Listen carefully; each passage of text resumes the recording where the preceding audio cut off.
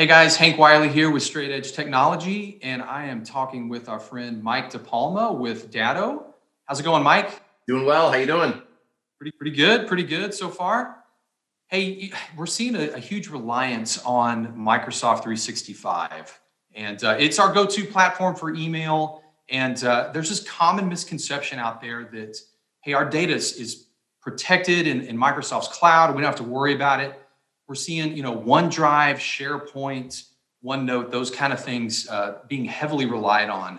I hear you guys have a product for that's a backup for that service. Can you talk a little bit more about it and tell me how you address those concerns? Absolutely. Yeah. So we've been in the backup space for Microsoft 365 for a long time now, several years. And what we've seen is this huge shift to these software as a service applications like Office 365. And as the data migrates to a lot of different places, the criminals will follow that. And so if it is critical data, it needs to be backed up. So kind of the misconception is that criminals are only attacking these on-premise Windows-based servers, right? And the reality is a lot of attacks are occurring there, but that's because so much data lives there and they're so successful at it. As data begins to move into different places, they're going to follow that. And we saw a huge uptick in 2020 on attacks to Microsoft 365 because they saw the explosion of the adoption rate of these type of applications.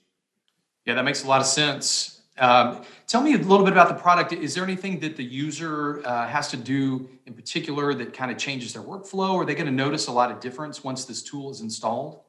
No, absolutely not. It's very easy install. It's very easy to use. It's not labor intensive at all. You can get 3 backups a day, although you can force backups.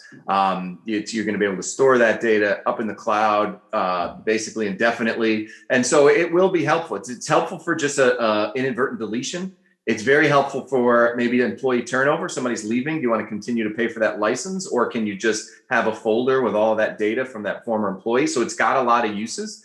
And it really is in response to what Microsoft is telling the folks, right? They have what's called the shared responsibility model. You open your user agreement or go to your SLAs or even go to their forums. They will encourage that third-party backup because that's not the world that they live in, right? They're not in the world of backup. They will protect their cloud. And so the integrity of that data center and the brute force attacks, they're very good at protecting. But the problem is a lot of these attacks occur because somebody opened the door. They clicked on an email they weren't supposed to. And there are ransomware variants that are specifically attacking O365, knowing they have such a huge adoption rate and knowing that less than a quarter of Microsoft 365 users are backing up their data.